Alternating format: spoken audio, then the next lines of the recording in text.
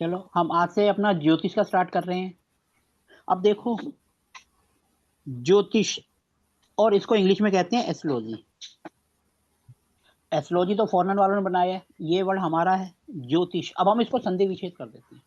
अगर हम इसको तोड़ दें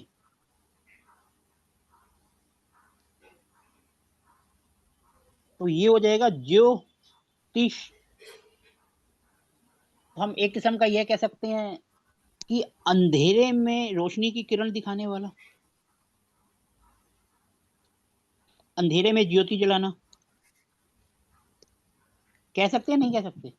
यस सर। क्योंकि ज्योतिष का काम क्या है, जब भी कोई इंसान परेशान होता है, दुखी होता है, तभी हमारे पास आता है। ऐसे खुशी में तो कभी नहीं आता। खुशी में सिर्फ जब आएगा जब बच्चे पैदा हुआ है नामकरण के लिए या फिर शादी के लिए। बाकी पूरी जिंदगी कभी नहीं पूछेगा। जब यस परेशान सर। होगा तभी हमारे पास आएगा।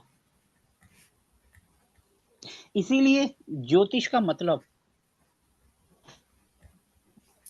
अंधेरे में राह दिखाने वाला, ज्योति। सिंपल।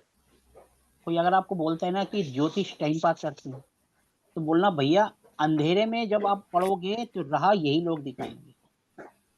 और कई लोग आपने देखा होगा सब कुछ सीख लेते हैं लेकिन फिर भी नहीं कर पाते प्रैक्टिस, क्योंकि ऊपर वाले ने उनको कहा ही नहीं कि आप इस लाइन के लिए बने हो। अगर आप इस लाइन के लिए बने हो तो अपने आप लोग आपके पास आएंगे और आप लोगों को राह दिखाएंगे।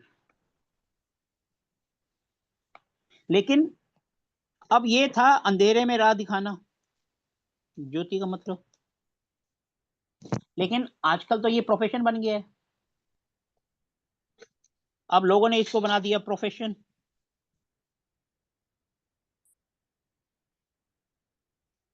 अब प्रोफेशन बन गया तो वो चार्जेस भी वो अपने हिसाब से लेते हैं। एक बात हमेशा लाइफ का ध्यान रखना, जो ज्योतिष होते हैं उनको एक श्राप मिला हुआ है कि उनकी अपनी पर्सनल लाइफ जो है वो खराब हो जाती है। कोई भी ये बातें नहीं बताएगा आपको कहीं पर भी। इसलिए आप जो इसको एज ए प्रोफेशन बना रहे हो, हर चीज एक लिमिट में होनी चाहिए। आपकी जो फीस है, कंसल्टेशन जो फीस है, वो एक आपके हिसाब से इतनी होनी चाहिए कि आपका घर परिवार चल जाए। ऐसे भी ना हो कि भैया हम तो हो गए अब टॉप मोस्ट के, हमारी फीस 51,000 1 लाख रुपए सिर्फ एक कुंडली देखने के। बहुत से लोग हैं जो इतनी लाखों में फीस ले रहे हैं। और जितने बड़े बड़े हैं लाखों में फीस ले रहे हैं, परसेंटेज उतना ही कम होता है उनका सक्सेस का, ये भी ध्यान रखना। और जितने छोटे होंगे उनकी परसेंटेज उतनी ही ज्यादा होगी। इसलिए कहा जाता है ज्योतिष विद्या को श्राप मिला हुआ है कि उनकी पर्सनल लाइफ में कुछ ना कुछ दिक्कत आपको मिले ही मिलेगी, जो टॉप मोस्ट है। किसी का भी अब एग्जाम्पल ले लो और करके देख लो। हम यहाँ किसी का नाम नहीं लेंगे, कोई भी अपनी पर्सनल लाइफ शेयर नहीं करता है, लेकिन आप देखोगे कुछ ना कुछ उनको प्रॉब्लम मिलेगी ही मिलेगी। इसलिए कहते हैं हमें सबसे पहले अपने कर्म वो सीधे रखने हैं, क्योंकि हम अपने कर्म से अपने भाग्य को बदल देते हैं। कर्म से अपना भाग्य बनाते हैं। जब हमारा कर्म से हमारा भाग्य बनता है तो एस्ट्रोलॉजी भी, जब हमने अपना इसको कर्म बना लिया, हमने इसको अपना कर्म बना लिया, अगर ये हमारा कर्म बन गया तो नेचुरली बात है कि हम इसको सही वे में ले जाएंगे।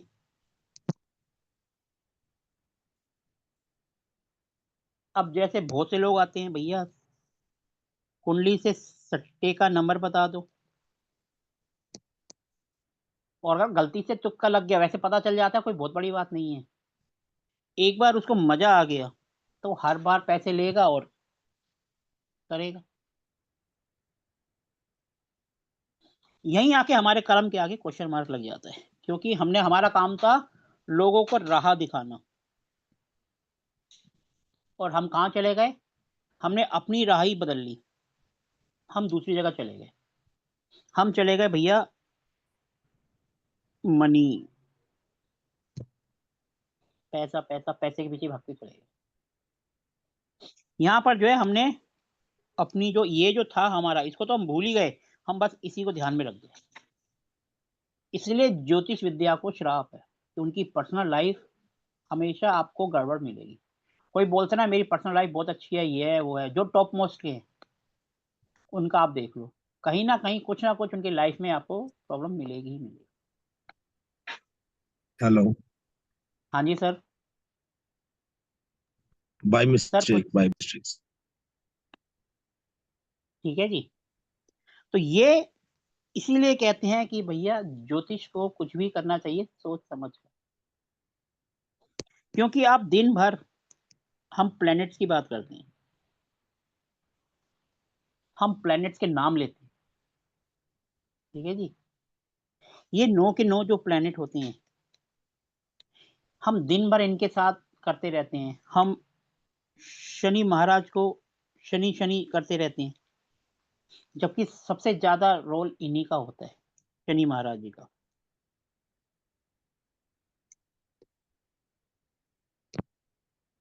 सैटर्न जिसको कहते हैं। इसलिए इनका नाम लेने से पहले भी अगर रिस्पेक्ट लगाई जाए तो ये अपने को अच्छे असर देते हैं। हम राहु केतु दिन भर करते रहते हैं, अगर हम इनके साथ महाराज शब्द लगा दें, एक इंसान को अगर हम बोले ही रिस्पेक्ट के साथ, तो उनके आधे असर तो वैसे ही खत्म हो जाते हैं, हमें रेमेडी करने की जरूरत ही नहीं पड़ती। ये बहुत ही बेसिक बातें हैं, आपको कहीं नहीं पता चलेगी, ना कोई बताएगा। वो सिंपल कहेगा आओ प्लेनेट करो, हाउस करो और आगे बढ़ो। क्लियर है? इसलिए कहते हैं हम, इसलिए कहते हैं कि हम एस्ट्रोलॉजी को चूज नहीं करते, एस्ट्रोलॉजी हमें चूज करती है। कितने बंदे होंगे जिन्होंने एस्ट्रोलॉजी सीखी हुई है लेकिन आता उनको कुछ नहीं है, आता होगा लेकिन फिर भी प्रैक्टिस नहीं कर रहे हो, घर पे पड़ी हुई है। बहुत से बंदे आपको ऐसे मिल जाएंगे। जैसे मैं अपने एग्जांपल लेता हूँ, मेरे साथ के जितने बंदे हैं जिन्होंने हमने सीखी थी एस्ट्रोलॉजी, हम 20 लोगों का ग्रुप था, उसमें से 3 या 4 लोग ही प्रैक्टिस कर रहे हैं, बाकी वही घर पे लगे हुए हैं। नॉलेज मेरे से बहुत अच्छी है उनको, हर एक चीज इतनी अच्छी नॉलेज है उनको कि पूछो मत। लेकिन वही बात, क्योंकि आपने तो एस्ट्रोलॉजी को चुन लिया, लेकिन एस्ट्रोलॉजी भी आपको चुनेगी, ये डिपेंड करता है। और आप जब भी देखो, आप एस्ट्रोलॉजी से जुड़ोगे, जब भी आप एस्ट्रोलॉजी में आए हो, तो केतु का हमेशा, केतु महाराज जी का बहुत बड़ा रोल आता है। इसकी महादशा होगी, अंतरदशा होगी, कुछ भी होगा तभी आप इससे जुड़ोगे, इसके बिना आप जुड़ोगे नहीं। आप में से जो आज पहली बार एस्ट्रोलॉजी में जुड़ रहे हैं, वो अपना एक बार देख लो, कहीं ना कहीं से केतु महाराज जी का प्रभाव आपकी कुंडली पे आ ही रहा होगा। बगैर इसके आप ये फील्ड स्टार्ट ही नहीं कर सकते।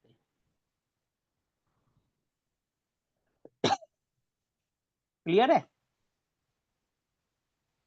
जो भी एस्ट्रोलॉजी में न्यू है, जिनको कुछ नहीं आता, वो देख लो, उनकी कुंडली में इसका 100% असर आएगा ही आएगा।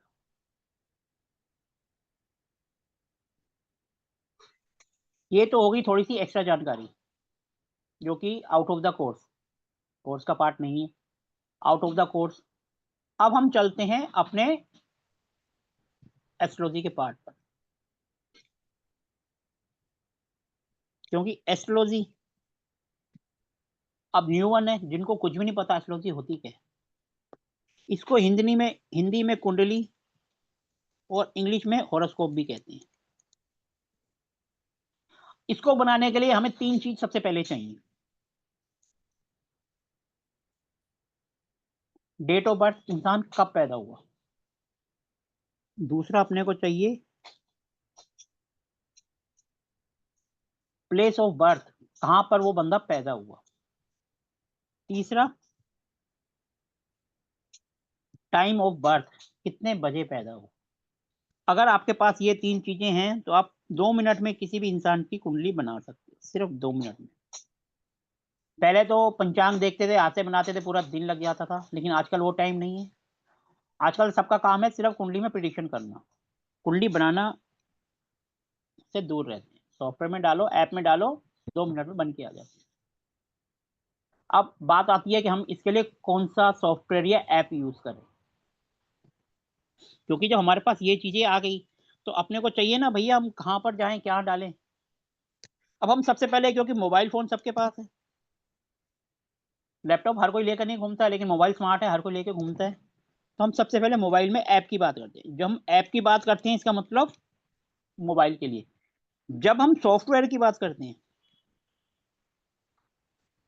सॉफ्टवेयर की बात करते हैं तो पीसी, लैपटॉप, विंडोज पर चलता है और ये एंड्रॉयड पर चलता है। लोग कई बार क्या सॉफ्टवेयर बोल देते हैं, उसको जो है मोबाइल पे चलाने लग जाते हैं, ये तो चल ही नहीं रहा। यहीं पर वो गलती कर देते हैं। ऐप का मतलब एंड्रॉयड फोन, और सॉफ्टवेयर मतलब जो विंडो, पीसी, लैपटॉप पर चलते हैं। अगर आपके पास विंडो वाला वो है, क्या कहते हैं, टैबलेट, तो उसमें हो सकता है चल जाए, क्योंकि वो विंडो के होते हैं। लेकिन ऐप जो है वो एंड्रॉयड पर ही चलेंगे। अब सबसे पहले आता है कि भैया जो इसके लिए कौन सा ऐप सबसे अच्छा है। 99% जो एस्ट्रोलॉजर या हर कोई यूज करता है वो है एस्ट्रोसेज। कि बहुत सिंपल है, फ्री है, आप इसको चाहे मोबाइल में करो चाहे लैपटॉप में करो, ये मोबाइल और सॉफ्टवेयर दोनों में है, और दोनों ही फ्री में। आप आराम से जाके इसको लैपटॉप में भी यूज कर सकते हो। ये ऐप भी है, सॉफ्टवेयर भी है। दूसरे नंबर पे आता है जो मैं यूज करता हूँ, वो है कुंडली। ये यूज करता हूँ। तीसरा एक है जो मैं यूज करता हूँ, ज्योतिष। ज्योतिष ऐप प्रश्न कुंडली के लिए यूज करता हूँ, इसलिए ये 3 ऐप मेरे फोन में आपको मिल जाएंगे। जो केपी यूज करते हैं उनके लिए भी ज्योतिष सॉफ्टवेयर ऐप सॉरी अच्छा है। ये तो हो गए आपके लिए ऐप, कौन से ऐप यूज कर सकते हैं। इसके बाद आ आते हैं हम सॉफ्टवेयर पे। मार्केट में बहुत सारे सॉफ्टवेयर हैं जो सारे के सारे पेड हैं, लेकिन आपकी अभी स्टार्टिंग है, आपको पेड की जरूरत नहीं है। फ्री में एक सॉफ्टवेयर है जिसका नाम है जगन्नाथ होरा।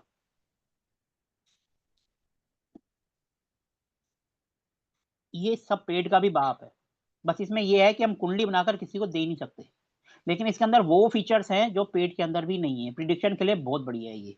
आप इसको गूगल पे जाके डाउनलोड कर सकते हैं फ्री में। ये एक्चुअली क्या था, इनके पिताजी जो है वो एस्ट्रोलॉजर थे और इनका बेटा सॉफ्टवेयर इंजीनियर था, तो उन्होंने उनके कहने पे बनाया और उसको अप टू डेट करते रहते हैं। अब ये जिनका ये सॉफ्टवेयर है वो अमेरिका में सेटल है, लेकिन ये फ्री है। इसमें अप टू डेट वो करते रहते हैं। आप इसको जब चाहो जहां से चाहो इसको फ्री में डाउनलोड कर सकते हो। सबसे अच्छा सॉफ्टवेयर है, इससे बढ़िया आप जितने मर्जी पैसे खर्च कर लो नहीं मिलेगा। लेकिन लोग आपके पास आते हैं, बोलते हैं हमें कुंडली बनाकर दो, वो आप इसमें नहीं कर सकते। यही एक ड्रॉबैक है इसमें। बाकी प्रिडिक्शन के लिए इसके मुकाबले कोई है ही नहीं। वो फीचर्स हैं इसके अंदर जो अच्छे अच्छों के अंदर नहीं है, लेकिन ये मोस्टली वैदिक पे ही काम करता है। बाकी आजकल के जो आ रहे हैं उनके अंदर केपी का फीचर भी है। हम केपी नहीं पढ़ेंगे, केपी होता है कृष्णमूर्ति पद्धति। हम सिर्फ वैदिक पर ही स्टिक रहेंगे। वैदिक यानी जिसको हम कहते हैं फाउंडेशन। हर एक कोर्स की चाहे कुछ भी करो वैदिक से ही बनकर आए हैं। चाहे आप वास्तु कर लो, चाहे आप एस्ट्रोलॉजी कर लो, बीएनएन कर लो, केपी कर लो, इसके बिना कुछ भी नहीं है। कहने का मतलब यह है कि ये हमारी बिल्डिंग के पिलर है। जब तक हमारे पिलर मजबूत होंगे तो हमारे उसके ऊपर जितनी बड़ी बिल्डिंग बना दो वो आपके ऊपर है। आप इसको 10 मंजिल ले जाओ, 50 मंजिल ले जाओ। वैदिक एक ऐसा कुआं है जिसका नो लिमिट, कोई लिमिट ही नहीं है। आप आपके पास एक कुंडली है आपके बेटे की, ठीक है जी।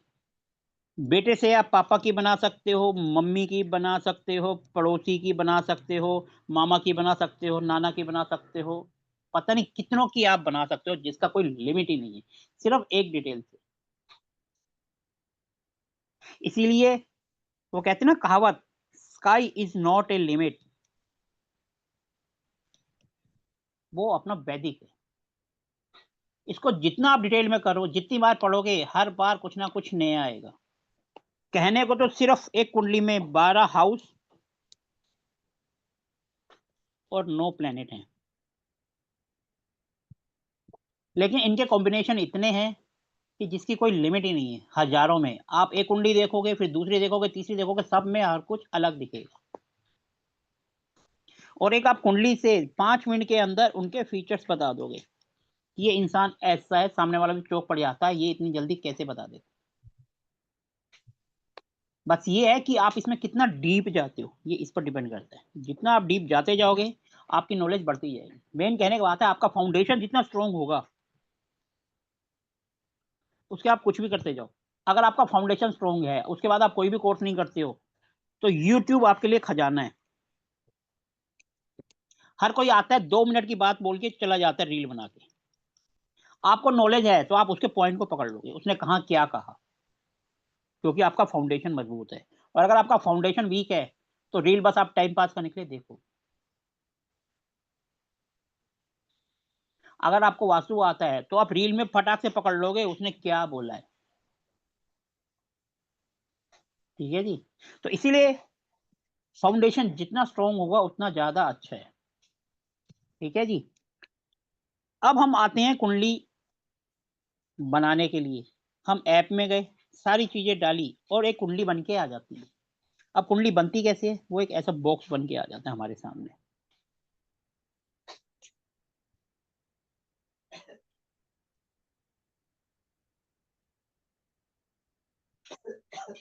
ये बॉक्स बन गया, इसको हम कुंडली कहते हैं, हॉरोस्कोप कहते हैं,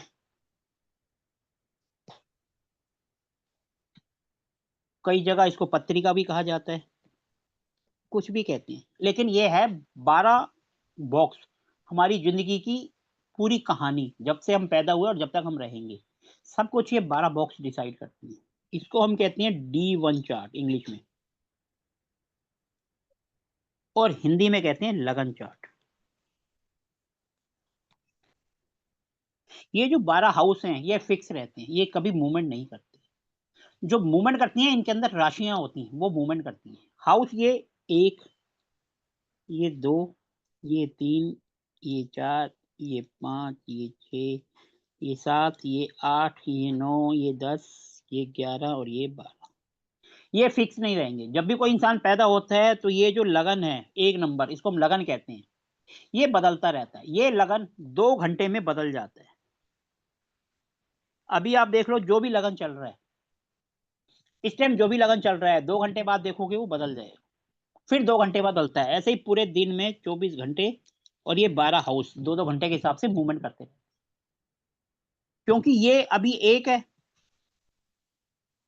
फिर उसके बाद 12 आ जाएगा, फिर उसके बाद ये सॉरी, ये 2 आएगा, 3 आएगा, 4 आएगा, 5 आएगा, 6 आएगा।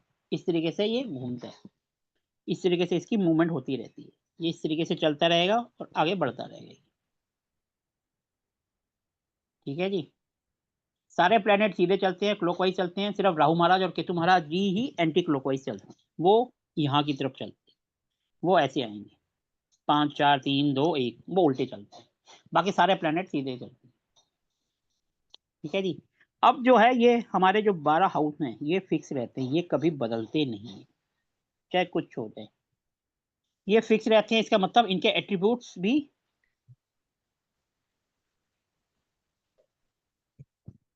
इसको हमने D1 चार्ट बोला या लगन का। 99% 90% जो प्रिडिक्शन है वो D1 चार्ट से ही हो जाती है।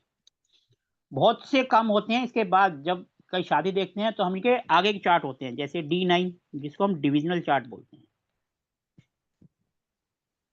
वो क्या होता है, इसका एक्सरे हो गया।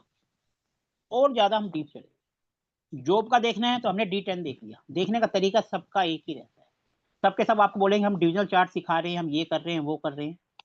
कुंडली देखने का तरीका वही रहेगा। वो क्या होगा, जब हम D10 करेंगे तो वो क्या होगा, एक हाउस का 10वां हिस्सा हो गया, D9 हो गया, मतलब उसका डिविजनल चार्ट का जो हाउस है उसका 9वां हिस्सा। जैसे ये फर्स्ट हाउस है, 1 2 3 4 5 6 7 8 9 10 11 12, D9 ये हमारी किस्मत होगी। जब हम कहेंगे D9 तो इस वाले हाउस का 9वां हिस्सा D9, हमने क्या करा उसको, क्योंकि हमारी किस्मत है, हमने उसको एक्सरे कर दिया। अगर हम देखते हैं D10 देख रहे हैं, देखने का तरीका वही रहेगा जो हम पढ़ेंगे, लेकिन क्या होगा, हमने जॉब को और ज्यादा डीप जाके देख लिया। हमने उसका अल्ट्रासाउंड कर दिया, एक्सरे कर दिया, एमआरआई कर दिया, जो मर्जी समझ लो, हम और डीप चले गए। ये हो गया D10, इसको बोलते हैं डिवीजन चार्ट्स। सबके सब बहकाते हैं, ये कर दिया, वो कर दिया, देखने का तरीका सब एक ही है, बिल्कुल सिंपल। आपको कुंडली देखनी आ गई तो आपको कोई भी डिवीजन चार्ट आप आराम से देख सकते हो, ये बात ध्यान रखना। बाकी जो और पॉइंट्स हैं वो हम आगे करेंगे जब आगे पहुंचेंगे वहां पर, लेकिन देखने का तरीका सेम होता है। जैसे शादी का कारक वीनस है, हमने यहाँ देखा भैया D1 चार्ट में वीनस जो है गलत है, प्रॉब्लम आ रही है। हम जब D9 में देखेंगे, हम वीनस को देख लेंगे कि भैया वीनस की किस्मत में क्या है, क्या ये सारी जिंदगी प्रॉब्लम देगा या आगे चल के ठीक हो जाएगा। अगर वो D9 में ठीक है तो हम कहेंगे भैया शादी के बाद कुछ टाइम तो उसके मैरिड लाइफ डिस्टर्ब रहेगी, लेकिन आगे चल के इंप्रूव होने के चांसेस हैं। इसका मतलब बस इतना ही होता है। लेकिन अगर जब किसी की मैरिड लाइफ स्टार्टिंग का 1 साल ही खराब हो गई तो वो खराब ही मानी जाती है। बस यही होता है इन डिविजनल चार्ट्स का। ठीक है जी, अब हम वापस आ जाते हैं अपने हाउस के ऊपर।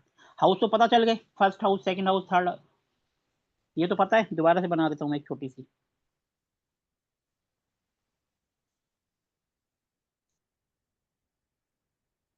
फर्स्ट, सेकंड, थर्ड, फोर्थ, 5, 6, 7, 8, 9, 10, 11, 12, ये फिक्स रहते हैं, ये कभी नहीं बदलते।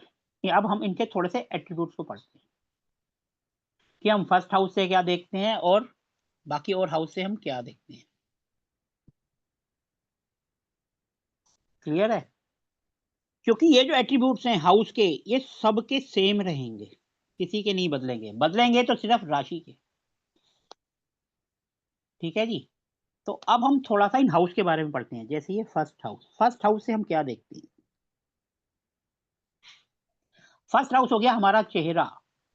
कोई भी इंसान देखने में कैसा है, उसका रंग रूप, बाल, कद काठी, सोचने की शक्ति, ये सब हम फर्स्ट हाउस से देखते हैं। कहने का मतलब हमारा एक इंसान के बारे में जो हम एक इमेज बनाते हैं ना मन में, वो फर्स्ट हाउस होता है। एक इमेज बन गई, ये फर्स्ट हाउस डिसाइड करता है। और जब हम बॉडी के पार्ट्स करते हैं तो फर्स्ट हाउस, जब हम बीमारी का भी पढ़ते हैं तो फर्स्ट हाउस यानी इंसान का चेहरा, काला होगा, गोरा होगा, बॉडी अच्छी होगी, बेकार होगी, ये सब जो है फर्स्ट हाउस डिसाइड करता है, उसकी लुक, इमेज। और जब हम बॉडी पार्ट्स की बात करते हैं तो फर्स्ट हाउस में चेहरा आ जाता है। फर्स्ट हाउस के बाद हम चल देते हैं सेकंड हाउस पर। ये हो गया सेकंड हाउस। ये होता है वाणी, कुटुंब एंड मनी। मतलब वाणी यानी बोलेगा कैसा, बोलने में कैसा है, मुंह फट है या सोच समझ कर बोलता है। सेकंड हाउस जो है ये बोलने का मतलब है, कैसे इंसान बोलता है। बोलने का तरीका ही इंसान की, कहते हैं ना, वो बता देता है कि इसका माहौल कैसा है, किस माहौल में इसकी परवरिश हुई है। ये सेकंड हाउस बताता है। और उसका कुटुंब, परिवार कैसा है, छोटा है, बड़ा है, न्यूक्लियर है, ज्वाइंट फैमिली है, ये सेकंड हाउस बताता है। और मनी, वो लाइफ में कितना पैसा कमाएगा और कहां से कमाएगा, ये सेकंड हाउस बताता है। और क्योंकि मुंह आ गया, अब नेचुरली मुंह आ गया तो खान पान तो आएगा ही आएगा। उसको खाने में क्या पसंद है, क्योंकि मुंह आ गया तो बंदा तो खाएगा ही ना, बोलेगा तो खाएगा भी सही। उसको गर्म पसंद है, ठंडा पसंद है, बासी खाना पसंद है, स्पाइसी पसंद है, क्या पसंद है, वो सेकंड हाउस डिसाइड। और सेकंड हाउस में आ जाता है, क्योंकि हम बोलते हैं, बोलने में हमारी गर्दन का यूज होता है, तो दांत से लेकर यहां तक का हिस्सा बॉडी पार्ट्स में जब हम कहते हैं, तो यानी कि दांत से लेकर यहां तक का हिस्सा हमारा सेकंड हाउस में आता है। कल को सेकंड हाउस में कोई प्रॉब्लम है, इसका मतलब उनके जो है यहां से यहां तक में कुछ हेल्थ इश्यू हो सकते हैं। मेडिकल के लिए जब हम करते हैं तो ये उसमें काम आता है, सेकंड हाउस। इसके बाद हो जाता है हमारा थर्ड हाउस, ये वाला थर्ड हाउस। ये ध्यान रखना, ये जो एट्रीब्यूट्स हैं ये हर किसी की लाइफ में ऐसे ही रहेंगे, राशियां घूमती रहेंगी तो वो बदल जाएंगे। ठीक है जी, अब हो गया थर्ड हाउस। ये होता है एफर्ट्स का, जिसको हम कहते हैं मेहनत। इंसान अपनी लाइफ में कितनी मेहनत करेगा, आलसी होगा, मेहनती होगा, कामचोर होगा, ये तीसरा हाउस डिसाइड करेगा। तीसरे हाउस से हम छोटे भाई-बहन को भी देखते हैं। इससे तो हम खुद को देख रहे हैं, इससे परिवार को देख रहे हैं, इससे छोटे भाई-बहन, सिबलिंग्स और हमारा पड़ोस कैसे होगा? किसी के भी थर्ड हाउस को देखकर आप उसके पड़ोस के बारे में बता सकते हो कि जहाँ वो पैदा हुआ था उसके आस-पास क्या होगा? मंदिर होगा, दुकान होगी, कोई फैक्ट्री होगी, पानी होगा, ये आप उनकी कुंडली देखकर बता सकते हो। लेकिन उसको ये उसके बर्थ के पास जहाँ वो पैदा हुआ है, पता चले पैदा हुआ था और 2 साल बाद वो जगह छोड़ के चला गया। क्योंकि वो उसको याद नहीं होगी, फिर वहाँ पर आकर ये वो थोड़ा-सा क्वेश्चन मार्क लग जाता है। क्योंकि जो हम बता रहे हैं वो तो सही है, लेकिन वो वहाँ से चला गया और उसको याद भी नहीं होगा। माना 15 साल, 20 साल बाद जब तक वहाँ का नक्शा भी बदल जाएगा। लेकिन आप ये लगाओगे 90% आपकी बात सही बैठेगी। इसका मतलब होता है वो वाला पड़ोसी जिसको हम देख सकते हैं, थर्ड हाउस। और 12th हाउस होता है जिसको हम देख नहीं सकते, हमारी गर्दन के पीछे का हिस्सा। तो यहाँ पर आ जाएँगे वो वाले पड़ोसी जिसको आप देख नहीं सकते। जैसे मेरा मकान है, मेरे मकान के पीछे वाला है। एक तो होंगे सामने में जो रहते हैं और एक होगा जो मेरे मकान के पीछे रहते हैं, वो होगा 12वाँ हाउस। अगर आपको किसी के पड़ोस के बारे में बताना है तो ये 2 हाउस के बारे में बता दो, वो बंदा भी कहेगा ये कैसे पता चला? सामने वाला पड़ोसी थर्ड हाउस, पीछे वाला पड़ोसी 12वाँ हाउस। ठीक है जी? और ये छोटी-मोटी ट्रैवलिंग जैसे इंसान करता है, राइटिंग वगैरह भी उसकी यहीं से आती है, थर्ड हाउस। थर्ड हाउस से छोटे भाई-बहन हो गए, फिर हम आ गए fourth house, simple. Fourth house होता है इंसान का खुद का घर। ये तो हो गया परिवार, पापा का घर। ये हो गया इंसान का खुद का घर, क्योंकि कुटुंब है ना, तो उसमें दादा, परदादा, चाचा, ताऊ सब रह सकते हैं। और ये 4 नंबर हो गया खुद का घर। उसका खुद का घर कैसा होगा? अच्छा होगा, छोटा होगा, बड़ा होगा, पुराना होगा, उसकी लाइफ में लग्ज़री कितनी होगी? हम सिंपल वे में आजकल कहते हैं ना, बड़ा मकान, कोठी है तो लग्ज़री ज़्यादा है और छोटा मकान है तो बेचारा गरीब है। जब हम लग्ज़री की बात करते हैं, जो अकाउंट्स पढ़ते हैं उनको पता होता है, एक करंट एसेट्स और एक होता है फिक्स्ड एसेट्स। करंट एसेट में आता है लिक्विड कैश और फिक्स्ड एसेट्स के अंदर आती है हमारी मकान, प्रॉपर्टी, दुकान। ये सब हम 4th हाउस से देखते हैं। इंसान अगर गाड़ी भी लेगा तो कौन-सी लेगा? छोटी लेगा, बड़ी लेगा, क्योंकि वो लग्ज़री है, स्टेटस सिंबल है। वो भी 4th हाउस डिसाइड करेगा। और 4th हाउस होता है क्योंकि घर किसके बिना अधूरा होता है? मम्मी के बिना। तो हम 4th हाउस से ये भी देखेंगे आपकी मदर का नेचर कैसा है आपके साथ? आपकी बनेगी, नहीं बनेगी, क्या है? Everything each and everything about your mother 4th house will tell you. 4th house आपकी मदर के बारे में सब कुछ बता देगा। आपकी मदर की कुंडली नहीं है तो 4th हाउस से को लगन बना के आप अपनी मम्मी की कुंडली बना सकते हो। ठीक है जी? 4th हाउस आपका अपना नेचर, घर के मामले में। आपका घर पे दिल लगेगा या घर से दूर भागोगे, ये 4th हाउस डिसाइड करता है। आपकी मम्मी से बनेगी, नहीं बनेगी 4th हाउस। घर पे रहोगे, उस होम टाउन में रहोगे या होम टाउन से बाहर जाओगे? क्योंकि 4th हाउस में अच्छे प्लैनेट होंगे तो आप अपने अपने होम टाउन में रहोगे। अगर वहाँ बेकार होंगे तो आप अपने शहर से दूर चले जाओगे, काम के लिए, पढ़ाई के लिए, किसी भी चीज़ के लिए। फिर हम आ जाते हैं house number 5th house. 4th house हो गया यानी मदर एंड घर, फिर हो गया 5th हाउस। 5th हाउस होता है हमारी एजुकेशन। तो जैसे सेकंड हाउस में आपने बोला दाँत से लेके गर्दन तक, वैसे बता रहा हूँ। 3rd हाउस हो हाँ, गया हमारे कंधे, 4th हाउस हो गया हमारा चेस्ट। जब हम चेस्ट की बात कर रहे हैं तो फ्रंट और बैक दोनों आ जाता है। जब हम यहाँ की बात करेंगे तो बैक भी आएगा ही आएगा, ये बात ध्यान रखना। ठीक है जी? अब आ गया 5th हाउस। 5th हाउस यानी चेस्ट के नीचे आता है हमारा पेट, हमारे पेट का नाभि से ऊपर का हिस्सा, नेवल के ऊपर वाला हिस्सा। 5th हाउस हो गया यानी कि हमारी एजुकेशन हम कैसी करेंगे? प्राइमरी एजुकेशन, जिसको हम कह सकते हैं 8वीं, 10वीं, 12वीं प्राइमरी एजुकेशन। ठीक है जी? और आपके किड्स, आपके बच्चे होंगे, नहीं होंगे, आपका उनसे रिलेशनशिप कैसे रहेगा? आप बच्चे होने के बाद तरक्की करोगे या कुछ भी, each and everything about your kids.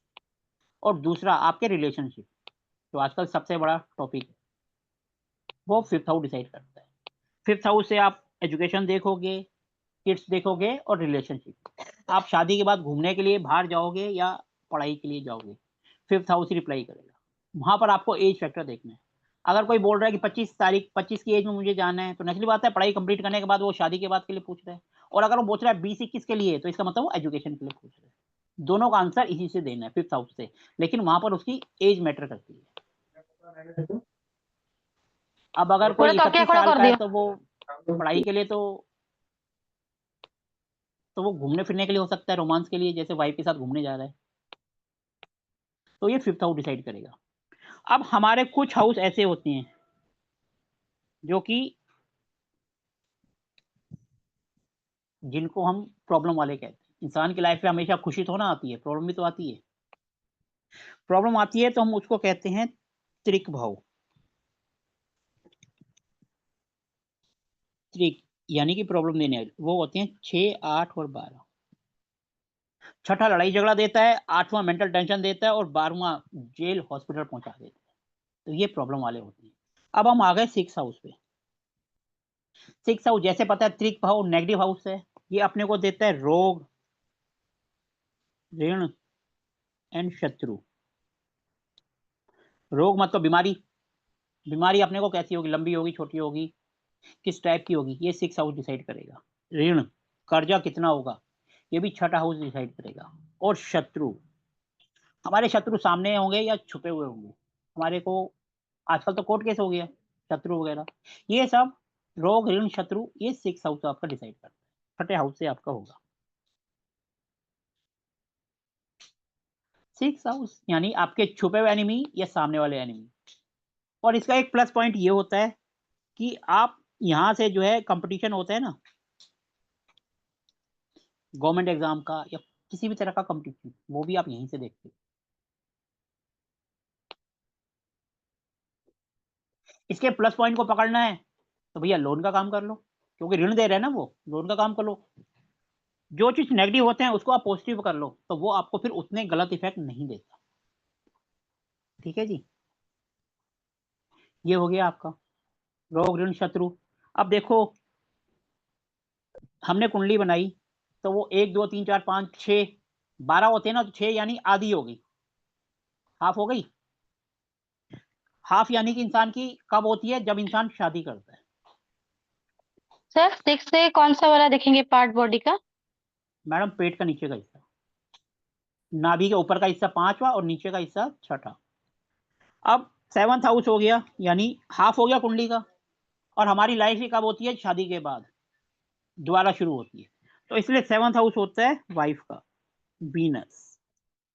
Wife का मतलब आपकी वाइफ कैसी होगी, कहाँ से आएगी, किस कलर की होगी, मतलब सॉरी, क्या रंग रूप होगा, कैसा नेचर होगा, काम करेगी, मायके से कंट्रोल होगी या हमारी मानेगी या वो हमें कंट्रोल करेगी, सब कुछ 7th हाउस डिसाइड करता है। Each and everything will be decided by 7th house about your life part. अब ये देखो, ये हाउस है पार्टनरशिप का, क्योंकि वाइफ के साथ आपकी पार्टनरशिप होगी उम्र भर के लिए। आपको बिजनेस में पार्टनरशिप करनी है या नहीं करनी, ये भी 7th हाउस डिसाइड करेगा, क्योंकि पार्टनरशिप है। 7th हाउस डिसाइड करेगा कि आप पार्टनरशिप करो या मत करो। और जो डेली इनकम होती है, जिनका कैश का काम होता है, वो भी 7th हाउस डिसाइड। अब त्रिक हाउस में 7th के बाद आ गया 8वां हाउस, 8th हाउस। देखो, छठे ने टेंशन दी, प्रॉब्लम दी, लेकिन 8वां, इसको डेथ हाउस भी कहते हैं, मृत्यु का घर, शमशान घाट, कब्रिस्तान, कुछ भी 8th हाउस कहते हैं। मतलब ये इंसान को इतनी टेंशन देता है कि मृत्यु के बराबर कष्ट, बंदा डिप्रेशन में चला जाता है। इसलिए कहा जाता है कि 8th हाउस को, छठे हाउस को और 12वें हाउस को कभी एक्टिवेट नहीं करना चाहिए, ना वास्तु में ना कुंडली में। इनको आप जब भी एक्टिवेट करोगे, ये फायदा कम नुकसान ज्यादा देंगे, क्योंकि ये जब भी छठा हाउस आएगा तो लड़ाई झगड़ा बीमारी देगा ही देगा। और अगर आपने 8वें को कर दिया, 8वां हाउस ससुराल का भी होता है, आपका छुपा हुआ पैसा भी होता है, जैसे माँ बाप से आपको प्रॉपर्टी मिलेगी या नहीं मिलेगी, ससुराल से दहेज मिलेगा नहीं मिलेगा, ये 8th हाउस डिसाइड करेगा। लेकिन जब आप 8th हाउस एक्टिवेट करोगे तो वो मेंटल टेंशन देगा ही देगा आपको। इसलिए 6, 8, 12 के कभी भी रतन स्टोन नहीं पहनने चाहिए, क्योंकि उनको हम पहनते हैं एक्टिवेट करने के लिए। जब भी हम इनको करेंगे तो वो अपने को नेगेटिव असर देंगे। अगर किसी काम के लिए मजबूरी है, आप पहन रहे हो किसी के कहने पे, तो जितने जल्द से जल्द हो अपना काम हो और उसको हटा दो, क्योंकि ये प्रॉफिट के साथ साथ नेगेटिव भी देंगे ही देंगे, क्योंकि बंदा एक बार स्टोन पहनता है फिर भूल जाता है, भैया पहन लिया तो पहन लिया, और बंदा ये नहीं सोचता कि उसकी सोच नेगेटिव होती जा रही है, क्योंकि 8th हाउस है ना। डिप्रेशन तो तभी होता है ना जब बंदा नेगेटिव सोचने लग जाता है। इसलिए पहली बात तो इनके पहनने ही नहीं चाहिए। अगर कोई मजबूरीवश आपको पहनना ही पड़ रहा है तो सिर्फ उतने टाइम के लिए पहनो जितने टाइम में आपका काम हो जाए, और उसको उसी टाइम उतार दो, क्योंकि प्लस के साथ साथ माइनस आएगा ही आएगा। ठीक है जी। आपको लाइफ में अचानक पैसा वो 8th हाउस ही देता है। रिसर्च वगैरह जो है 8th हाउस करता है, जैसे पीएचडी वगैरह वो 8th हाउस ही है। 8th हाउस आपकी ससुराल का है, छठा हाउस आपका नान का परिवार, मामा, और 7th हाउस तो आपकी बीवी का है, 8वां हाउस आपका ससुराल हो गया, आपके ससुराल से बनेगी या नहीं बनेगी। इसके बाद 9th हाउस हो जाता है आपका किस्मत। सर बॉडी पार्ट भी बता दीजिए, 7th हाउस से कौन सा देखेंगे? मैडम 7th हाउस तो हस्बैंड वाइफ का हो गया, आप समझदार हो। और अच्छा, 8th हाउस, और 8th 8 हाउस हो हाउस? गया, 8th हाउस हो गया जिस पर हम बैठते हैं, हिप्स। ठीक है जी। अब हो गया उसके बाद 9th हाउस, थाइस, हमारी जो है जांघें जिसको कहते हैं, वो 9th हाउस से आता है। 9th हाउस यानी हमारी किस्मत, हमारे पिताजी, हमारी फादर से बनेगी नहीं बनेगी, ये सब 9th हाउस डिसाइड करेगा। हमारी किस्मत हमारा साथ देगी या नहीं देगी, कि हम धक्के खाते रहे। हायर एजुकेशन भी हम 9th हाउस से देखते हैं। 9th हाउस से हायर एजुकेशन, प्रोफेशनल डिग्री, कुछ भी 9th हाउस। 3rd हाउस होता है छोटी मोटी ट्रैवलिंग। 9th हाउस जो होता है ये लॉन्ग ट्रैवलिंग, थोड़ा डिस्टेंस वाली, जैसे एक स्टेट से दूसरे स्टेट या अब्रोड। जब भी आप जाओगे तो 9th हाउस का रोल उसमें आएगा ही आएगा, क्योंकि जब तक ये एक्टिव नहीं होगा आपकी यात्रा होगी ही नहीं। फॉरेन जाने के लिए घर से दूर होना चाहिए, 12वां हाउस एक्टिवेट होना चाहिए और 9th होना चाहिए। ये सब चीजें हम आगे पढ़ेंगे। ठीक है जी। तो यानी 9th house, each and everything about your father, आपका किस्मत, आपकी हायर एजुकेशन, सब चीज 9th हाउस डिसाइड करता है। क्योंकि किस्मती अगर हमारी, कहते हैं ना, किस्मती भेड़ी है तो क्या करें, पंजाबी में एक वर्ड होता है, तो हम क्या कर सकते हैं। ऊपर वाला जब किस्मत लिख रहा था तो हमारी भूल गया, बाकी सबकी लिख दी। इसका मतलब 9th हाउस हमारा गड़बड़। अब 9th के बाद आ जाते हैं हमारा 10th हाउस।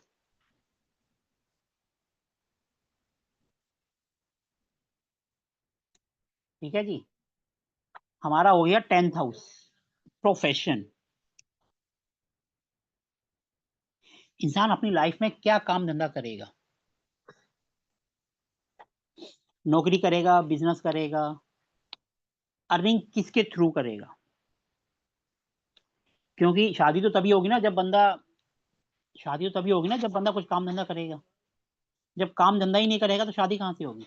दूसरा, और ये सूर्य का भी इसको कहते हैं, आपकी चमक दमक लाइफ में क्या होगी, आप लाइफ में कितना चमकेंगे, कितना आपका नाम होगा, फेमस होंगे, ये सब 10th हाउस डिसाइड करता है। और यहां से हम गवर्नमेंट को भी देखते हैं, आपके गवर्नमेंट से रिलेशन कैसे रहेंगे, वो 10th हाउस डिसाइड करता है। गवर्नमेंट से पंगा रहेगा या कुछ होगा, ये 10th हाउस डिसाइड करेगा। आप नौकरी करोगे, बिजनेस करोगे, क्या करोगे, आपकी लाइफ पार्टनर वर्किंग होगी, क्या होगी, उनका तो 7 से दिखाया जाएगा, लेकिन आपका 10th से। गवर्नमेंट से आपके पंगे, आप लाइफ में कितना ग्रोथ करोगे, कितना आपका नेम फेम होगा, वो 10th हाउस डिसाइड करता है। इसके बाद आ जाता है फिर हमारा 11th हाउस। सर 10th में से बॉडी पार्ट कौन सा हुआ? मैडम सिंपल हो, आगे वाला हिस्सा ले लो, थाई के नीचे घुटने। ठीक है जी। घुटने के बाद 11th हाउस आएगा पिंडलियां, और 12वां हाउस आएगा आपके नीचे का जिसमें हम खड़े होते हैं। और लेकिन 2nd हाउस और 12th हाउस, हमारी एक लेफ्ट आइज और एक राइट आइज भी होती है, हमारी आंखों की रोशनी एक 2nd हाउस से आती है और एक 12th हाउस से आती है। ये हमारे पूरे बॉडी पार्ट्स हो गए। अगर यहाँ पर कोई दिक्कत होगी तो हम इन बॉडी पार्ट्स से कुंडली को कोरिलेट करेंगे। 12th अब हो हाउस गया से हमारा कौन सा वाला आई? एक लेफ्ट एक राइट, आप जैसे खड़े हो गए हो, जैसे आपका हाथ है, एक 2nd एक 12। ठीक है जी। अब आ गया हमारा 11th। 11th यानी कि fulfilment of desire, fulfilment of desire, जिसको हम हिंदी में कहते हैं इच्छा पूर्ति। आपकी लाइफ में इच्छाएं आपकी पूरी होंगी या अटकी रहेंगी। कई होते हैं ना कि बहुत मेहनत करते हैं लेकिन अपनी इच्छाएं मार देते हैं। वो मारते नहीं है, वो यूनिवर्स जो है उनका ये वाला हाउस जो है ना एक्टिवेट करना ही भूल जाता है। जब 11th हाउस ही एक्टिवेट नहीं हुआ तो आपकी इच्छाएं कहां से पूरी होंगी? आपकी पूरी लाइफ की इच्छाएं चाहे जैसी भी हो, चाहे पॉजिटिव हो चाहे नेगेटिव है, ये आपका 11th हाउस डिसाइड करेगा। सिंपल सी बात, फुलफिलमेंट ऑफ डिजायर। क्लियर है? आपकी इच्छाएं।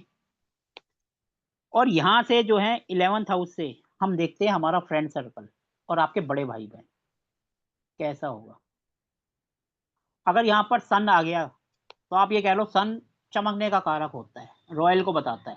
तो इसका मतलब आपका जो फ्रेंड सर्कल होगा वो आपसे अपर लेवल का होगा, आपसे ऊपर, क्योंकि सूर्य है ना, सूर्य के सामने तो कोई टिक ही नहीं पाता।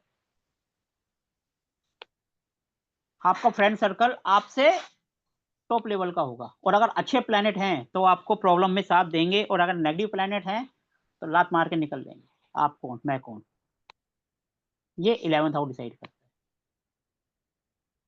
ठीक है जी। इसके बाद लास्ट एक आ जाता है जिसको हम कहते हैं 12th हाउस, त्रिक भाव का सबसे लास्ट वाला, जिसको हम कहते हैं भैया ये अपने को कहीं का नहीं छोड़ता, अपने को पागल खाने पहुंचा देता है, जेल की तरफ ले जाता है, हॉस्पिटल ले जाता है। ठीक है जी। और फौरन ले जाता है। कहने का मतलब हर तरीके से आपको घर से दूर कर देगा। और लास्ट कहते हैं ना मोक्ष, मोक्ष का कारक भी यही होता है। और लास्ट हस्बैंड वाइफ का,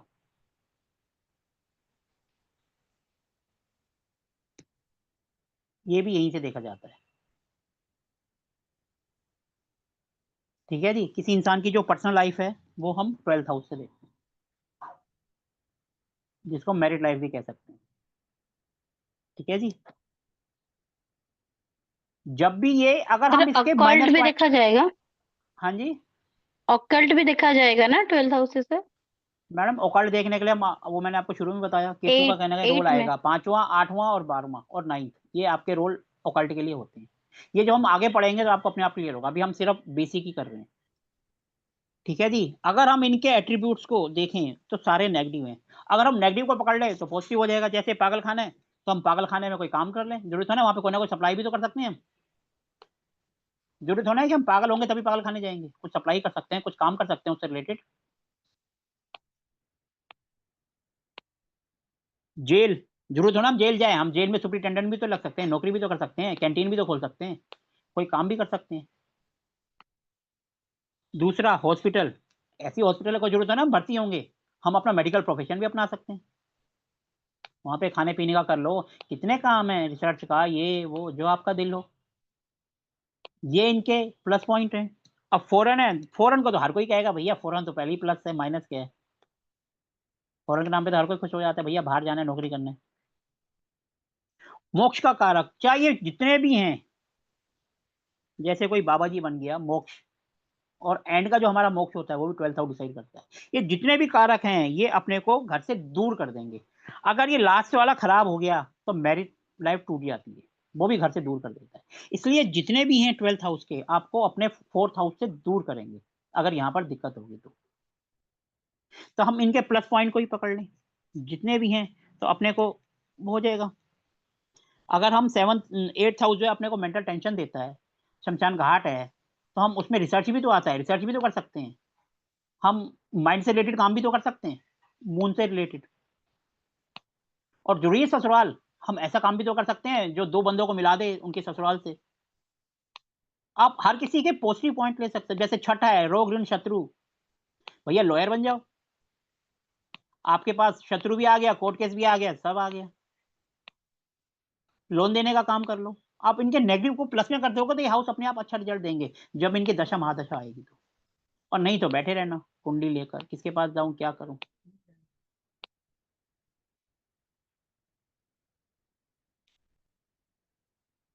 आज के लिए इतना ही काफी है, ज्यादा करेंगे तो ऊपर से चला जाएगा।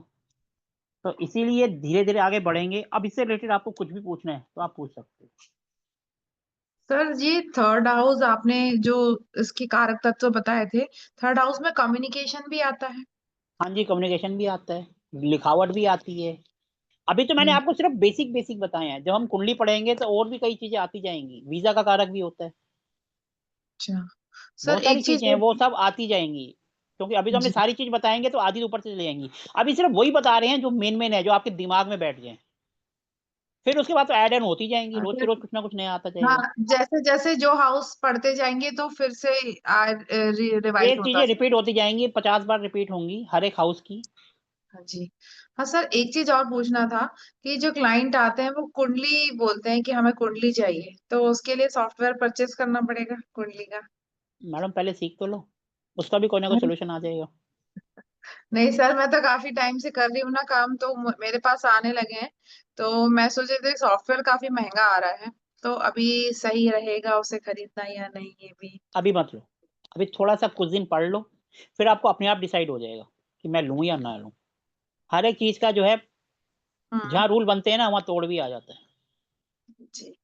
और ठीक सर है जी। एक चीज और पूछनी थी, जैसे हम लग्न चार्ट बनाते हैं तो जो हमारे ग्रह स्थिति जहाँ बैठी है जिन भावों में, जैसे ही अगर हम केपी चार्ट में कन्वर्ट होते हैं तो जो डिग्री वाइज आपके ग्रह शिफ्ट हो जाते हैं, मतलब जैसे अगर कोई 10th हाउस में है तो 9th में चला गया, तो वो लोग प्रिडिक्शन चेंज कर देते हैं।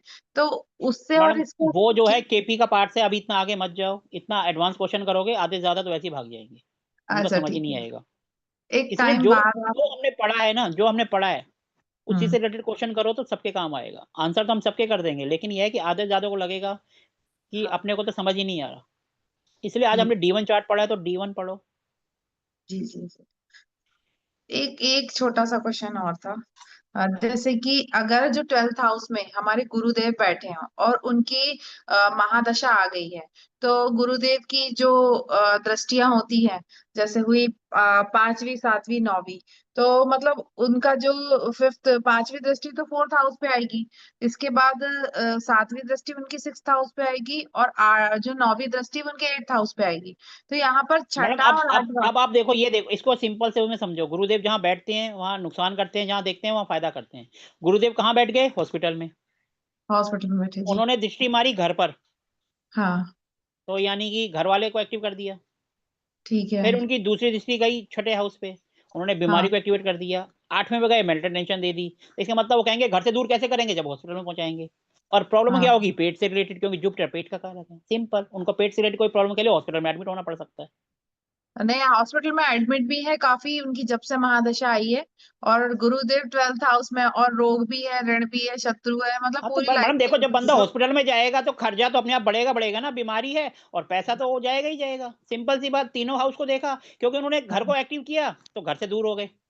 हम्म। सर एक क्वेश्चन है। तो सर इसमें मतलब रेमेडी क्या दे सकते हैं ये पॉइंट ऑफ व्यू पे। मैडम मैडम अभी इतना आगे मत जाओ। आपको सर कहीं एक कुछ बात। समझ नहीं आता ना तो सिंपल उनके पैर हम्म, पकड़ लो, ठीक है। उनको बोलो गुरुदेव की पूजा कर ले, बस सबसे ये बढ़िया ये रेमेडी। मैंने दे दी है, इससे काफी क्योंकि रिलीफ है। मैडम जब हम कहीं कुछ नहीं कर सकते तो हम उनके पैर पकड़ लेते हैं। और हम्म। ऐसा कोई नहीं है कि आप उनके पैर पकड़ो और वो आपको छोड़ के चले जाएं। सर जी एक क्वेश्चन है। हाँ जी। जी। हाँ सर, ये जो वैदिक में अगर किसी के पास कोई कुंडली लेके आता है और उसका टाइम में थोड़ा डिफरेंस है, तो फिर उसमें वो पूरा सब आगे प्रिडिक्शन। कर लेंगे सर, टेंशन मत लो, आगे आ जाएगा वो। ये छोटे छोटे क्वेश्चन तो सर आगे अपने आप बगैर बोले ही अपने आप खत्म होते चले जाएंगे आपके। क्योंकि क्या है क्योंकि कि अभी आप सीख रहे हो ना, अभी आपका सिर्फ पहला ही दिन है आज। हाँ वो तो एक सही हफ्ते सही बाद, बात 10 है। दिन बाद अपने आप कहोगे ये कोई क्वेश्चन है? वो बात तो सही है, मगर ये क्या है कि सब आजकल ऐसी हवा चल रही है कि सर बीएनएन में हवा ही को छोड़ो, उसका हमें हवा को नहीं चलाना सर, जुगाड़ है। हमें हवा को नहीं चलाना। वो सब जो कर रहे हैं उनको करने दो, हमें उसी तरीके से चलना ही नहीं है। हम अपने सिंपल तरीके से चलेंगे और सिंपल नहीं, तरीके से मैं आंसर करते जाएंगे। आपका नॉलेज है इसलिए पूछना चाहता हूँ कि ये खाली बीएनएन में ही जुगाड़ है या वैदिक में है उसका जुगाड़, ये टाइम का कुछ आगे पीछे होने का। सर देखो, वैदिक में क्या होता है, 2 घंटे तक तो लगन बदलता ही नहीं है। इसलिए ओके सर। आपको टाइम आगे कर पीछे करना ही नहीं पड़ेगा। हाँ माना जैसे 9 बजे बदला था, फिर 11 बजे हाँ लगन बदलेगा और 11 बजे का हाँ। उनका टाइम है। तब हो सकता है कि भैया फिर करना पड़ेगा, अदरवाइज जरूरत ही नहीं पड़ती। ओके। 90% आपको जरूरत ही नहीं पड़ेगी। 10% केस में होगा तो वो थोड़ा सा टाइम आगे पीछे करके आपको अपने आप पता चल जाएगा कि भैया अब 11 लगन था, अब जैसे बदला तो 12 आ गया। इसके अंदर ट्रेड्स 11 के ना के 12 के आ रहे होंगे। बस सिंपल यही होता है और कुछ नहीं है। ओके। ये सब जो है सिर्फ केपी में है और कुछ नहीं है। बीटीआर जिसको कहते हैं बट टाइम रेक्टिफिकेशन। और हाँ हाँ आधे वो ज्यादा लोगों को समझ में नहीं आता, वो सिर्फ आगे पीछे करके ही करते रहते हैं। कोई तो फायदा नहीं इसीलिए उसका। इन सब चीजों से दूर रहो। अपना सिंपल तरीके से जितना आगे बढ़ोगे आपको भी समझ आएगा और सामने वाले को भी आप अच्छी तरह समझा पाओगे। सही बात है सर। सर जैसे कि आपने अभी बताया 9th हाउस से फादर को देखते हैं। अगर किसी के 4 बच्चे हैं, मतलब 4 भाई बहन है, तो सबकी कुंडली से फादर तो 9th हाउस से ही देखेंगे। तो उसमें कैसे प्रिडिक्ट करेंगे सबकी अलग अलग कुंडली से? मैडम वहां तो हम जब करेंगे ना जब फादर की कुंडली नहीं होगी। अगर फादर की कुंडली है तो हम 4 बच्चों की कुंडली क्यों देखेंगे? और नहीं, अगर फिर नहीं भी है जैसे फिर भी हम या तो मेरी फिर हम पहले बच्चे की लेंगे, सबसे पहला जो है। पहले बच्चे से देखेंगे। हाँ, क्योंकि जैसे और माता जिसका का एक ही स्वास्थ्य है खराब और जिसका रहता है। एक ही है तो भैया फिर तो हम्म कहानी खत्म। नहीं, अगर 4 हैं तो जैसे माता का स्वास्थ्य देखना है। अगर मेरा 4th हाउस अफेक्टेड है, मेरी बहन का अफेक्टेड नहीं है, तो ओवरऑल प्रभाव या तो फर्स्ट बच्चे से पड़ना चाहिए या या होना फिर लास्ट चाहिए वाले से, या फिर लास्ट लास्ट वाले। वाले से। बीच वाले तो वैसे ही कहते हैं ये बेकार फालतू के हैं, जबरदस्ती आ गए। हमेशा ये कहा जाता है बीच वालों की कोई वैल्यू ही नहीं होती। हाँ, नहीं रहती सर, मेरी खुद नहीं है। या तो छोटे वाले लाडले होते हैं या बड़े वाले होते हैं। बीच वाले ऐसे ही धक्के खाते रहते हैं। Yes yes. ठीक है जी, और किसी का कोई क्वेश्चन है तो पूछ लो, क्योंकि अभी स्टार्टिंग है तो अभी तो टाइम से ही क्लास खत्म होगी। आगे आगे फिर इसका टाइम बढ़ता जाएगा। एक चीज और है, जो 4th हाउस है, 4th हाउस में यदि गुरुदेव बैठे हैं, तो लाल किताब तो ये कहती है कि घर में मंदिर नहीं बनाना चाहिए। तो वैदिक में ऐसा है क्या? मैडम ठीक। लाल किताब को साइड रख दो, लाल किताब केपी बीएनएन दोनों साइड पे रख दो। हम वैदिक पढ़ रहे हैं तो सिर्फ वैदिक की बात करेंगे। ठीक है। मैडम तो लाल फिर भी किताब तो ये कहती है जिनका साथ में जुपिटर है उनको पूजा भी नहीं करनी चाहिए। हाँ, नहीं करनी चाहिए। और मैडम मैडम ये ऐसा नहीं होना चाहिए। पूजा नहीं करनी चाहिए का मतलब ये नहीं है उस बंदे का जो नेचर होगा वो कम पूजा करेगा, पूजा फिर भी करेगा। पूजा फिर भी करेगा? मैडम ऐसा हो सकता है कि हम भगवान की पूजा ना करें? पॉसिबल इज नहीं है इट इंडिया में इज तो। It possible? अब मेरा 7th हाउस में जुपिटर है, अब मैं हम्म लाल किताब की देखूं तो मुझे पूजा करनी ही नहीं चाहिए। मैं कम करता हूँ, मेरी वाइफ ज्यादा करती है, क्योंकि 7th हाउस मेरी वाइफ का है। वो एक एक घंटा हाँ, लगी रहती है और मैं 2 मिनट में करके साइड हो जाता हूँ, हनुमान चालीसा पढ़ता हूँ साइड हो जाता हूँ। तो ये हाँ, असर है इसका जुपिटर का। ठीक है। अब बोलो जी मैं तो हनुमान चालीसा या मैं करूंगा ही नहीं, तो वो तो मेरे लिए फिर गड़बड़ है। वहां पर ये ट्रेड्स होता है कि भैया पूजा करेगा लेकिन लिमिट में करेगा, ज्यादा नहीं करेगा। ये कह सकते हैं ठीक। ढकोसलेबाजी नहीं करेगा कि भैया मैं बैठा हूँ घंटियां बजा रहा हूँ 2 घंटे तक और सामने वाले को इंप्रेस कर रहा हूँ, नहीं। ओके, सर ठीक है सर। तो ऐसे हर एक लोग ना चीज अपने को मन में पकड़ने ही का आपका भगवान। तरीका है, आप कैसे पकड़ोगे। जी। आधे से ज्यादा तो आज कैमरा ऑफ करके बैठे हैं। सर मैं बोलना चाहती हूँ जुपिटर पे जैसे 7th में है, ऐसे लोगों को कुछ चलो उनको कोसला नहीं करते, सब नहीं करते, पर वो मन से प्रॉपरली मानते हैं। हाँ तो मैडम आजकल मन देखता कौन है, सब दिखावा ही तो ना देखते हैं। देखे सही अपने बात आप है को सर, तो पता सही ही है बात। ना कि हम मन से मान मैडम रहे हैं। वो आपकी बात सही है लेकिन जो सामने वाला है हम्म। वही तो देखेगा ना इसके पास कितना पैसा है, आपके हाँ, अंदर ये भी कितना पैसा सही है, है। और आप सिंपल रहते हो तो कहेगा ना ये फोकट वाला है। हम्म। तो मैडम आजकल दिखावा ही चलता है, जो दिखता है वो बिकता है। अगर मैं ऐड नहीं करता तो ये जो स्टूडेंट मेरे सामने बैठे हैं तो आते क्या? नहीं आते ना। जो दिखता है वो बिकता है, तो थोड़ा बहुत तो करना पड़ता है लेकिन एक लिमिट में। पर वो तो ठीक है, आपने जो जो दिखता है वो बिकता है, पर इंटेंशन भी बड़ी काम करती है। आपकी इंटेंशन भी बहुत प्योर है, इसकी वजह से मैडम आपको ज्यादा आएंगे। ये भी मैडम बड़ी बात है। और जो वो तो आपकी एक इंटेंशन है वो प्योर हाँ। कैसे दिखती है? आपका जो ब्रांड नेम है वो एस्ट्रोशाला है, जिसका टोटल हाँ, 30 पे आता है। तो गुरु के सारे इफेक्ट आते हैं आपके ब्रांड नेम में। तो और वहां से दोनों आप गुरु। कुछ चाहोगे भी तो नहीं कर पाओगे। आप सारी चीज सही, मतलब सही वे में हाँ, ईमानदारी से चीजें करोगे। और वो रिफ्लेक्शन भी लोगों के मतलब यहाँ पे जितने लोग बैठे हैं ना, वो आपकी ईमानदारी, ऑनेस्टी की वजह से आपके साथ आज क्लास में जुड़े हुए हैं। नहीं बिल्कुल तो सही बात है। दिखावे वाले तो जो वीनस को अट्रैक्ट करते हैं वो इधर उधर की क्लासेस में जा रहे हैं। लेकिन आपके यहाँ कौन से आए हैं जिनको प्योर नॉलेज चाहिए? और वो हाँ इंडिकेट कहाँ से जी। हुआ है? आपके ब्रांड नेम से, जो कि गुरु पर आ रहा है। तो गुरु के और सारे लग जाते हैं वहां पे। और लक्ष्मी जी, उनमें इनमें दोनों गुरुओं की ब्लेसिंग आ रही है। और हाँ 6 जी बन बिल्कुल। रहा है, दोनों हाँ गुरुओं की ब्लेसिंग है, गुरुदेव जी की और उनके अपने गुरुदेव जी के। जुपिटर की, दोनों गुरु की ब्लेसिंग होके 6 आ रहा है, तो ब्लेसिंग जी तो दोनों की मिल रही है। जी बिल्कुल। इसी की वजह से अट्रैक्शन जो है, जो जेन्युइन जो सीखना चाहते हैं वो हाँ आपके पास आए हैं। बिल्कुल। मैडम देखो, हाँ एस्ट्रोशाला नाम कैसे रखा था, जी ये नाम भी कैसे रखा था, ऐसे ही बैठे हुए थे, बच्चों से बात कर रहे थे, एस्ट्रोलॉजी एस्ट्रोलॉजी कह रहे, कुछ अलग ही कर दो, वैसे ही सोच दिया शाला रख दो, ना कोई कैलकुलेट किया, ना कोई नंबरिंग भी लाई, बस वैसे ही रख हाँ दिया, खत्म। सर, वो गॉड ग्रेस के कारण हुआ है, जो गुरु कृपा है हाँ उसके कारण अपने आप ही वो चीज मिल गई है। और नहीं ये तो जो यहाँ लोगो तो बनाया है, ये लोगो भी मैंने नहीं बनाया, बेटे ने बना दिया, ये अच्छा लग रहा है, मैंने कहा ठीक है लगा दो। मैं बहुत हाँ। बढ़िया है वो। सारी मतलब हम्म अगर मैं लोगो एनालिसिस भी करूँ तो उसमें भी सारी सारी चीजों में बढ़िया है वो। मैडम तो अब देखो, हम्म पिछले हफ्ते मतलब ये जो सैटरडे गया, उससे पिछले सैटरडे तक मेरा लोगो वहां पर पहले मैंने हरे रंग का लगा रखा था अपने इंस्टा पर, तो किसी ने मेरे हम्म को बोला इसको थोड़ा सा ये नया वाला ये लगा दो, मैंने नया वाला लगाया और उसके तुरंत गुरु जी बाद ही मेरी एक रील प्रणाम। वायरल हो गई, हम्म जी सिर्फ वो लोगो चेंज करने पर इंस्टा पे। उससे पहले मेरी गुरु जी 450 पोस्ट प्रणाम। थी, 450 पोस्ट थी और देखने वाले 250 थे। अब पोस्ट तो वो एक एक रोज बढ़ रही है, हाँ 1100 पार हो गए और रील भी 200-300 के पार हो गई, फैक्ट वो भी फैक्ट सिर्फ बोला एक सर। एक वो करने से ही। एक लोगों से। बिल्कुल बिल्कुल, तो सब चीजों से हर एक फर्क होता चीजें है। अपने आप काम करती हैं। अपने आप काम करती अब लोग है। कहते हैं जी नंबर न्यूमरोलॉजी करो, चेंज करो, मैंने कुछ नहीं करा, आता सब है लेकिन मैंने आज तक नहीं करा। नहीं सर बिल्कुल ठीक, अब कुछ मत करना, बिल्कुल सही जा मैं रहा कुछ है। कर भी नहीं रहा, ना मेरे को जरूरत है, ना मैं, इसलिए मैं न्यूमरोलॉजी पढ़ाता भी नहीं हूँ, नेम करेक्शन ये वो। हाँ अब देखो ये जो मेरा पहला नंबर है, मेरा नंबर है 733035579111। हम्म लास्ट ईयर जब मैं क्लासेस ले रहा था, मेरा पहले नंबर था 9911836373। मैं हम्म, उस पर क्लासेस ले रहा था, मेरा नंबर ही व्हाट्सएप वालों ने बंद कर दिया। अब अच्छा बंद कर दिया तो सारा मामला गड़बड़ हो गया। अब मेरे पास क्या, हम्म स्टार्टिंग से न्यूमरोलॉजिस्ट जुड़े हुए हैं, एक मैडम है सोनल रूपल जी बॉम्बे से, और जबरदस्ती मेरे पीछे पड़े, सर आप एक काम करो, उनको पकड़ के लाओ, हाँ नंबर वाले को अपने घर बैठो और मैं बताऊंगी जो नंबर वो लेना है। मैं कोई बात नहीं जी, उन्होंने जबरदस्ती पढ़ पढ़ के ये नंबर दिलवाया, तो मैंने इसी को फर्स्ट कर दिया, हम्म जबकि मेरा वो नंबर भी चल रहा है, लेकिन प्रायोरिटी अब मैं इस नंबर को देता हूँ। सर, ये ये बहुत ये भी इफेक्टिव जब होती है, बहुत ये भी तेजी से काम जबरदस्ती, करती है। यही बात है कि देखो मैंने इंस्टा पे चेंज करा, वो भी किसी ने जबरदस्ती करवाया, नंबर लिया वो भी किसी ने जबरदस्ती करवाया। सर, एक और आध जो चीज मैं, मुझे और भी एक आता सोचने वाली है बात और है, बदलने। ये जो मैं टीचिंग की फील्ड में आया हूँ, ये भी किसी ने धक्का मारा था तभी आया हूँ, हम्म ये भी मैं अपनी मर्जी से नहीं आया हूँ, किसी ने जबरदस्ती भेजा तो मैं आया हूँ। और जिन्होंने भेजा था आज वो बेचारे वहीं के वहीं रह गए, मैं कहाँ से कहाँ पहुंच गया, क्योंकि उनका सर, काम है हम स्टूडेंट लोगों देना। का उद्धार करने के लिए आप आए होंगे। अभी मेरे को सिर्फ 1 साल और कुछ महीने हुए हैं, 2 महीने या 3 महीने, ज्यादा टाइम भी नहीं हुआ, हम्म और नहीं, लेकिन हर टीचिंग काम स्किल धक्का से मारने पर ही हुआ है, हम्म, हर काम धक्का मारने पर ही हुआ है। अपने आप कुछ भी नहीं सोचा, कुछ नहीं करा, सबने धक्का मारा तो वो काम कर दिया, और जो भी करा है वो प्लस ही हुआ है।